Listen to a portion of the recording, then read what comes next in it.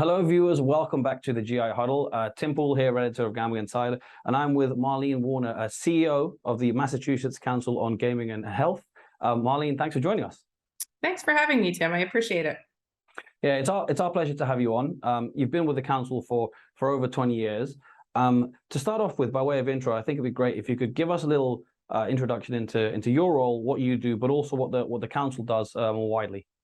Sure. So, I like to say I came into the council actually not knowing a thing about gambling, and I had a lot more of the nonprofit experience. And the executive director at that time, Kathy Scanlon, taught me everything I needed to know, as well as a number of academics. And so what that allowed me to do was bring no preconceived notions into this. Since though, we've, when I joined in 2001, the Massachusetts landscape was 2 horse tracks, 2 dog tracks, and a very profitable lottery. So you fast forward to 2022, and we no longer have very active tracks. We have one harness track.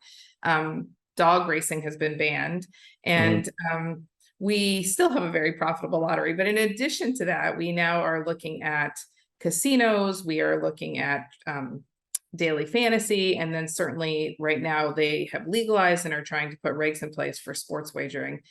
So the organization is in the center of all that. I like to refer to us as the hub of the wheel, in the sense that the Mass Council on Gaming and Health, previously the Massachusetts Council on Compulsive Gambling, was started by a gentleman named Tom Cummings. And Tom knew that gambling was a problem for him in his lifetime, and then he really enjoyed and spent a lot of time in the halls of Gamblers Anonymous, but knew that he needed something more than that, including formal treatment.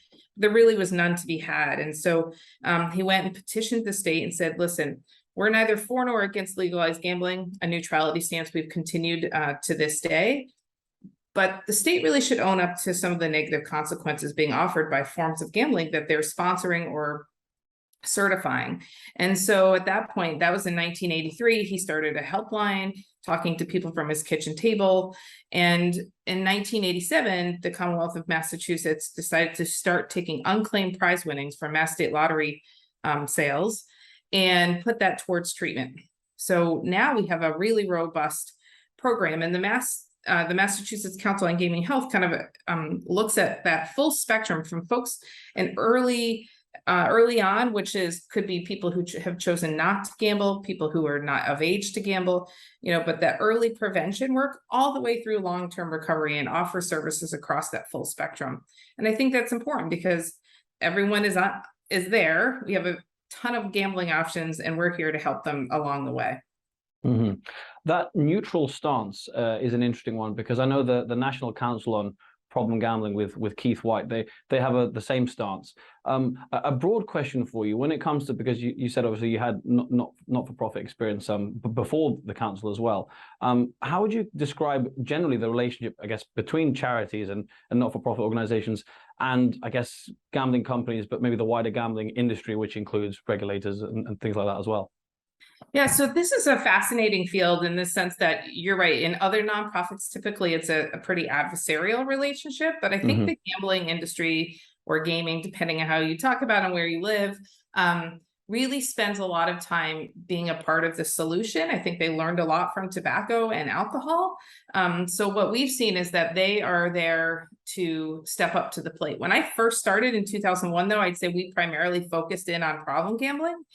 The responsible or safer gaming side of it came a little bit later. And what I'll tell you is I personally think, this is my opinion and based off the data I have, but I think we are so much more effective now working directly with the operators. So much harder for us to get people to call the helpline or reach out for help. We're now on site where people are gambling and making a difference in their lives in the moment that they're in crisis.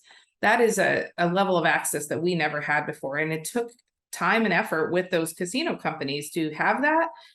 But that relationship has proven very successful for the people who need the help the most. Something topical that we can directly apply this to is obviously Massachusetts. We have the classic will they, won't they, but looking to launch regulated sports betting. And I guess the timeline, we're looking at 2023. Can you maybe give us an update on the state of play, where that's kind of at the moment? I mean, I know there's a lot of talk about it, and we're expecting it, I guess, in the near future, that kind of thing. Yes, I mean, literally as we're speaking, they're meeting and trying to figure it out. I think they're a little overwhelmed with the number of regulations they're trying to write. The legislation allowed for a lot of direction, but as typical, the lawmakers are going to just go so far and expect the regulators to take it from there. In Massachusetts, I mean, one of the things that your folks may or may not know is that Massachusetts likes to do things right and be number one in pretty much everything. And so with that idea in mind, they're wanting to push things forward and do things the best way possible. And that worked with casino gaming, and I'm assuming that will work with sports wagering. But they're at a bit of a crossroads with the industry who wants it up and running. And that worked in terms of taking years to put casinos up because there weren't currently gambling companies here. But now that there are gaming companies or gambling companies here who want to be able to launch a sports book right on site at the casinos that are already open and operated, I think they're feeling a little bit more pressure. So currently the discussion is that they're hoping to launch by the second to third week of January, so that they're up and running for the Super Bowl in early February. And then that's in phase one of having those on-site sports books and kiosks. And then their discussion has been somewhere around early March so that they can launch the mobile platforms in time for the end of March Madness. Yeah, I think that's a classic, not debate, but challenge when it comes to the many states that have already regulated. You have the Super Bowl and March Madness, and every state wants to get online, or certainly at least retail sports books are up and running before these events. But then, do you run that risk of launching too soon and not having everything up to scratch from a regulation standpoint? That's exactly right. I was just talking to another regulator yesterday in the New England area, and he was talking about wanting to take, a solid year and a half. And, he's got a lot less staff, and he's got a lot more considerations in terms of who owns what licenses and how that's going to be operationalized. I think every state has to do it a little bit differently, has different considerations. I think Massachusetts has a lot of the right tools. They have a very large and rigorous gaming commission staff that can help get this done, and they have the funds to be able to bring in outside help. I think GLI is going to be very useful to them in this process. So when it comes to Massachusetts, obviously you've got sports betting, the casino you mentioned, and still even the lottery, because lottery, when it comes to, I guess, problem gambling, it can definitely affect people. When it comes to Massachusetts and what it can do more to, I guess, help problem gamblers, but also just general gambling related harm, what can US betting and Massachusetts do that perhaps? So I'm thinking of the UK and some of the perhaps, I guess, failings we've had in the past. What can the US and maybe Massachusetts learn from? And I'm sort of directing you in a very specific direction here. Do you think there's much they can learn from the example on the other side of the Atlantic Ocean, basically? Well, I mean, I think that the hot topic everyone, both operators and advocates such as myself, service providers, are talking about is, what do we do about advertising? And we have taken a lot of lessons from the UK. And listen, operators are very clear. They don't want to go through the litany of hearings and bad press and everything else that they've experienced in Europe and have that applied here. Having said that, I think that we're still seeing a lot of pushback in terms of very clear distinctions as to what should and shouldn't happen in advertising. We also have our neighbors to the north, and Ontario's just fairly recently launched and has pretty strict guidelines around advertising. So I think that there is a lot we can learn and a lot we can apply to advertising in. And the other thing, I guess, your viewers should know is that, Massachusetts is in a pretty tight gaming market in terms of geography. And so with New Hampshire and Maine has just passed it, but they haven't implemented it yet. But, with Rhode Island and Connecticut and New York all being live with sports wagering, we're already getting some of the advertising. People are overwhelmed by it. So never mind when Massachusetts actually goes live. I think there's a lot of considerations there. Having said that, I think one of the things we're trying to figure out is it's different, like I'm saying, to do it state by state versus a national approach to it. And so how do you do that with national broadcasters versus local broadcasters, sports leagues who are controlling the airtime. I think there are a lot of considerations, but that's one of the big things. The other thing I guess I would say is that one of the things the US has not done a very good job with is figuring out what is the impact on families. And it's been a huge consideration for me here in Massachusetts in terms of, family members show up at the casinos all the time and they're saying, please help me get my spouse, my child, my, sister, brother, whomever off the floor. We're kind of, our hands are a little bit tied. Like, we do what we can to get them what they need. But there's no forceful, like, pulling somebody out of a casino.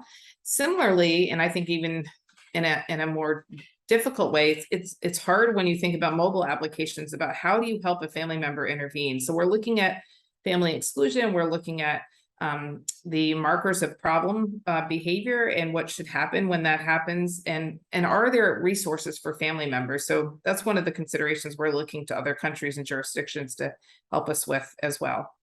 Absolutely. On the first point, when it came to advertising and marketing, I actually didn't say those words, but you kind of knew where I was going with it, because I mean, the bonuses we see, and again, I personally, I'm a free market man.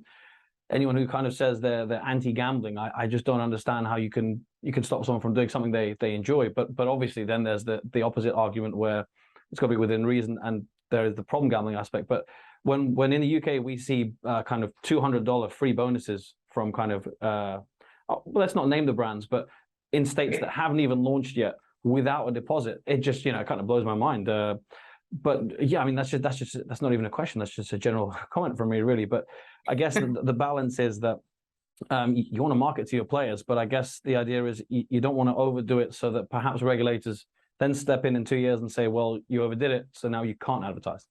Well, that's exactly right. I think that's the biggest touch point here, is that nobody wants to have to go back and fix something that's really broken. They want to figure it out ahead of time. And I think that's the biggest lesson learned from the UK. I mean, to your point around promotions and in advertising, so there's a couple of questions. Like, we come at it as advocates around, are those even a good idea, right? And generally the answer is no. But certainly operators would tell you that it's necessary for business to draw somebody in. Could somebody opt in or opt out of those? I think, to your point about a free market, I think it also, we highly encourage people to be able to make an informed decision. But in order to make an informed decision about your gaming, you need to have all the information at hand. Yeah. So promotions are a great example. So give me a sense as to what you're going to offer me. Give me a sense as to what maybe some of the harms are going to be associated with that. And then let me make a decision as to whether I want to be on that list or not. So taking a lot more of the power away from the operator and giving it more to the patron. Yeah, I think definitely what you're saying and what we've seen in the US, there's a lot of the education piece, because I remember even Jason Robbins, DraftKings CEO, saying they get a lot of customers on their website saying, hey, I'm in California, why can't I bet with you? Because a casual player may not even know that it's a whole thing right now, California betting. Maybe they've seen the campaign adverts on the streets and things like that. But also, I wanted to go back to your point. Actually, it was really interesting when you say about the players on the floor and their family members maybe saying, can you help us get? I mean, I couldn't really offer even a solution in that situation. As you say, some things are just, it's a difficult balance. Yeah, so just to give you some context, so we run game sense information centers. They're legislatively required by the 2011 Expanded Gaming Act to have on-site centers at the 3 casinos. And so what that means for us is that the largest of the 3 casinos in Massachusetts, which is run by Wynn, it's Encore Boston Harbor. Yeah. We have staff there 24/7 in a office that's literally right on the floor. And then we have 2 other ones at MGM Springfield and at Plain Ridge Park Casino. And those 2 are 16 hours a day from 10 a.m. to 1 a.m.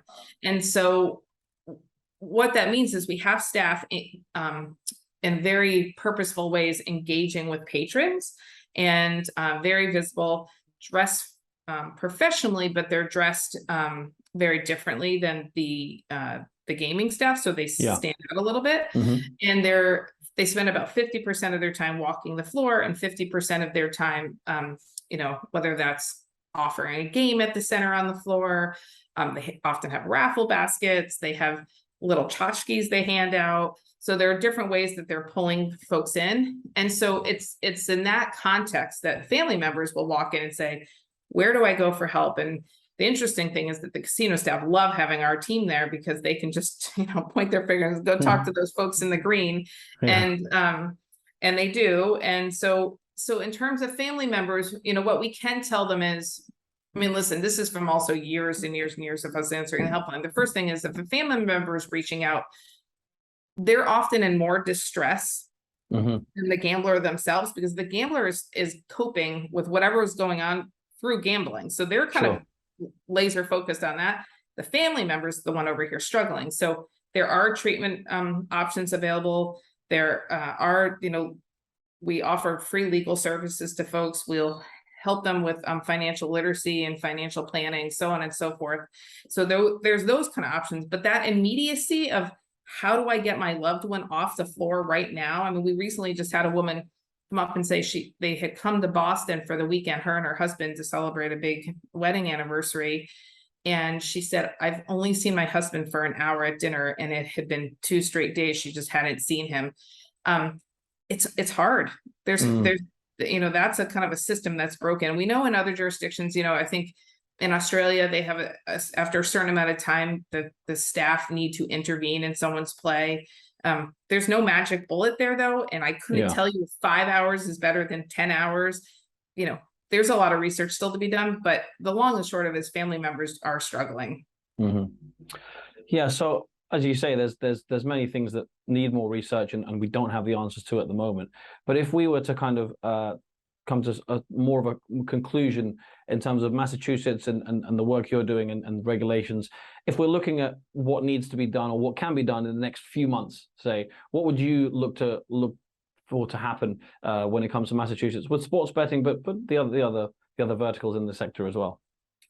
Well, I think that one of the things, you know, we want to do again is put a lot more control into the hands of people who choose to gamble, and make sure that they're getting messages when it's best for them to receive them. And so whether that's on a mobile level or even through a player rewards card, you know, right now we have a program called Play My Way on site at the casinos through it's actually the Mass Gaming Commission's tool and something that we help promote. And folks are able to set a money budget. But one of the things that would be great is for folks to have a better control over, can I set a win limit? Can I set a deposit limit? Can I set a limit in terms of how much time can elapse before it gives me a warning? What's important to us is that you never stop someone's play, because again, they tend to then pull back from wanting to use those tools, but that they're given the information, you know, and that their play, how that skews against normative play. And of course, you know, what's normal for you might be really different and normal for me, but giving them some senses to the normalcy. I think we've become a society that's used to, you know, wearing watches that tells us how many steps we should be taking. We go to fast food restaurants and they tell us the number of calories. And then it's on us to make a decision whether we want that 1,500 calorie plate. But you know, there's some decision making to be had here. This is no different. I think, you know, gambling really needs to be there. And, you know, although a lot of folks are offering limit setting, I don't think they always offer the education around that. And so I think it's important to pair those two together. Yeah, absolutely. I could completely agree on the education point, especially. But obviously, everything you said there, not just the education, of course, that applies. As a final question, if we were to sit here and speak, let's say, 27th of October, 2023, or maybe let's say, you know, New Year's Eve, 2023, for you, if you look back on 2023 as a year, what would you have liked to see happen in Massachusetts and perhaps in wider gambling, maybe even internationally as well? For you, what would constitute a good year on the topics we've been discussing? So I guess one of the things that I'm really keen to do is to pull voluntary self-exclusion out of the dark ages and bring it to new levels. It's kind of ridiculous. I mean, at this point, people are able to exclude across Massachusetts, so that's great, and they can do so. We in a Zoom format, we now allow them to do full digital voluntary self-exclusions. But the fact that they still have to travel to Connecticut or Rhode Island or New York to do self-exclusions there, and we don't have a regional or even better, a national voluntary self-exclusion registry, I'd love to see us advance that for folks so it's just easier, and then have some understanding and standards as to what makes for a good voluntary self-exclusion. I mean, the amount of people who come in to our centers where our staff are well-trained and very empathetic, and they say, I was treated like a criminal in the other places I went and self-excluded. They're doing a good thing for themselves. We want to celebrate that. So having some of those standards, we also do reinstatements so that you don't just come off the list automatically, but you have a conversation to make sure you kind of know what you're jumping back into and that you have the right resources available. I'd love to see that be institutional across many institutions and jurisdictions.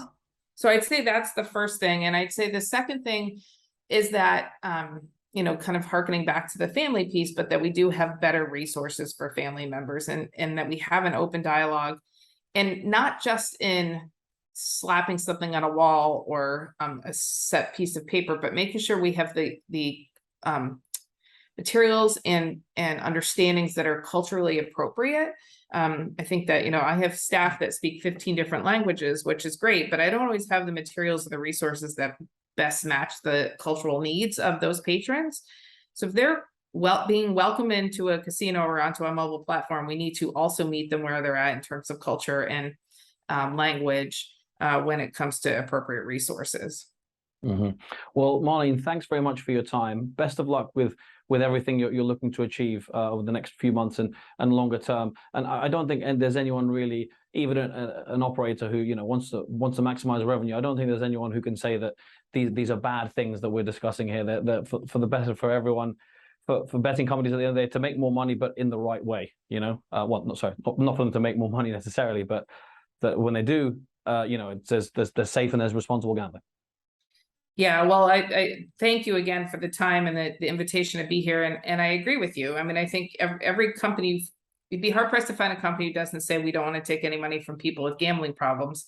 And I think sometimes folks like myself need to really help them get to the spot where they need to be to make that happen. So it's a good symbiotic relationship in that sense. Absolutely. Well, Marlene, thanks again for your time. Thank you. Take care.